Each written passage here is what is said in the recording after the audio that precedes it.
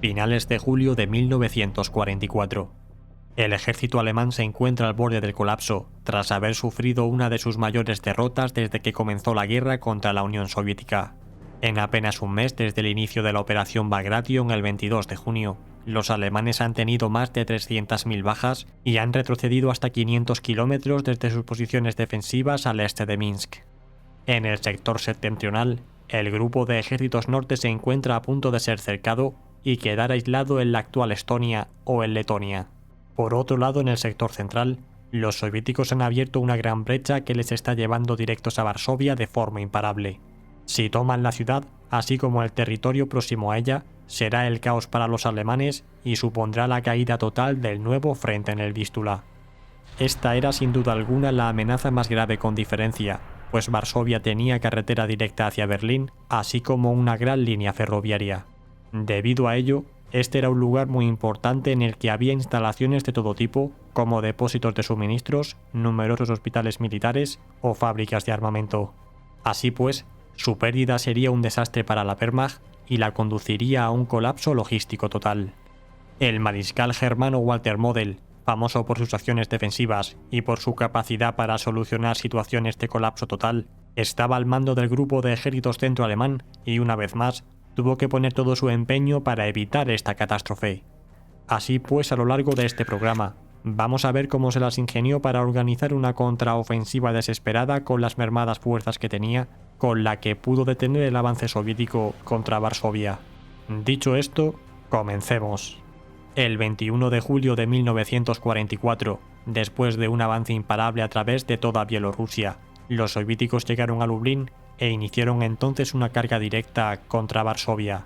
Este ataque estuvo liderado por el segundo ejército de tanques de la Guardia soviético, que estaba integrado dentro del primer frente bielorruso a los mandos del general Rokossovski. Tras 5 días de combates, el ejército rojo se abrió paso hasta el Vístula y se situó a tan solo 20 kilómetros al sur de Varsovia. El plan soviético era muy ambicioso y consistía en atacar Varsovia desde todos sus flancos con el objetivo de rodearla. Así pues, en primer lugar, avanzarían hacia el norte por la parte oriental del río Vístula hasta superar Varsovia, para posteriormente cruzar el río tanto al norte como al sur de la capital polaca, con lo que la ciudad quedaría cercada. Como hemos dicho anteriormente, esta acción destruiría numerosas divisiones alemanas en la zona y colapsaría todo el sistema logístico germano.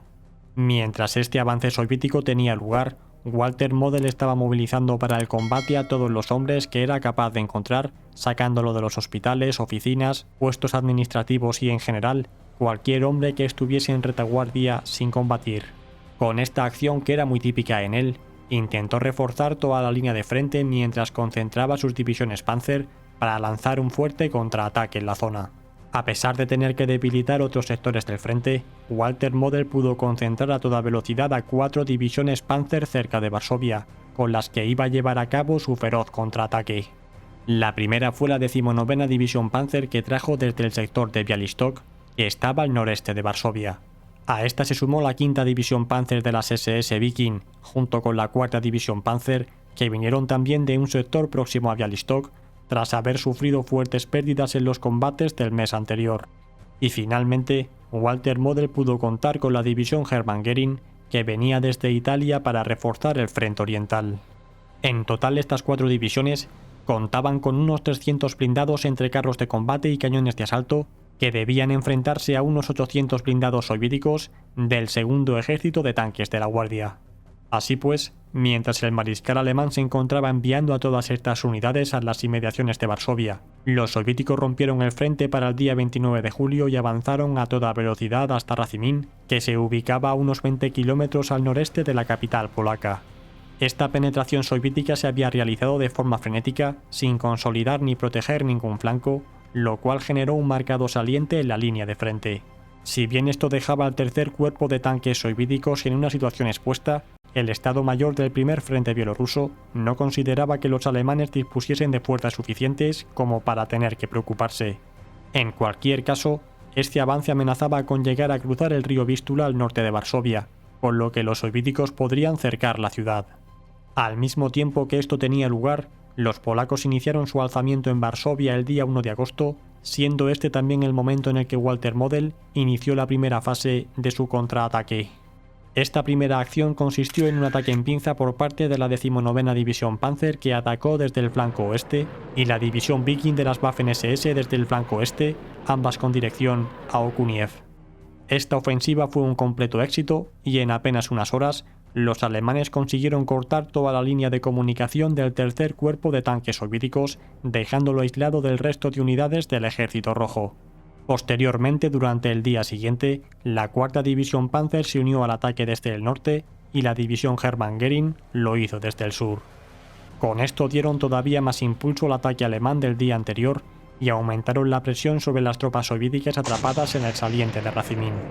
Esta fue descrita como una maniobra perfecta de Walter Model, en la que atacó de forma concéntrica con 4 divisiones Panzer, con las que aplastó completamente a su enemigo. Así pues, poco a poco el tercer cuerpo de tanques soviéticos fue siendo estrujado hasta que fue prácticamente aniquilado.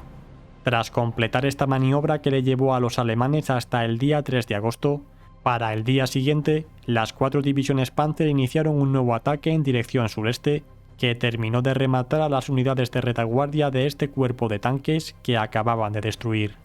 Se estima que en total destruyeron unos 550 carros de combate soviéticos del total de 800 que habían iniciado ese intento de flanqueo sobre Varsovia.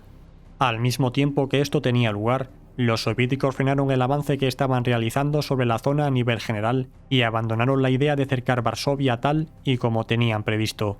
Del mismo modo, tampoco hicieron ningún intento por abrir una línea de comunicación terrestre con Varsovia y apoyar el alzamiento polaco, a pesar de encontrarse a tan solo unos kilómetros de la ciudad.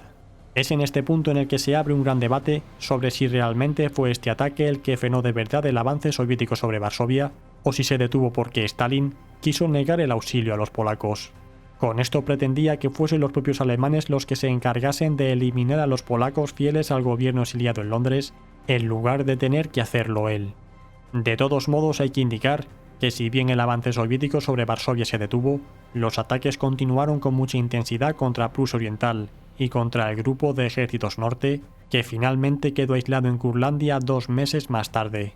En cualquier caso, esta victoria fue crucial a todos los niveles. En primer lugar, Walter Model pudo salvar toda la línea de comunicaciones y suministros alemana, evitando la catástrofe que hubiese supuesto perderla. Así pues, había salvado el grupo de ejércitos Ucrania Norte que se venía retirando desde Leópolis, de igual modo que pudo salvar al grupo de ejércitos Centro al permitirle ganar una pausa en los combates y restablecer una nueva línea defensiva. Por último, también pudo mantener el contacto logístico con el grupo de ejércitos Norte, aunque posteriormente, y tal y como acabamos de decir, terminó quedando aislado en Curlandia.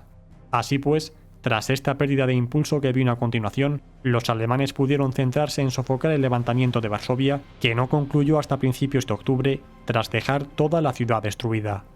Y bien, esta que hemos visto es la brillante contraofensiva de Walter Model, que se sirvió de la única maniobra que podían hacer los alemanes en aquella fecha.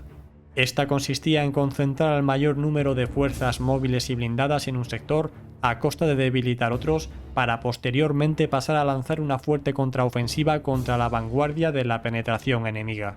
Espero sinceramente que este programa os haya gustado, y si queréis ver más contraofensivas similares a esta, os dejo en la descripción la ofensiva sobre Bautzen o la que propuso Guderian en la Operación Solsticio ya en 1945, en la que ya no era Varsovia, sino Berlín, la que estaba amenazada.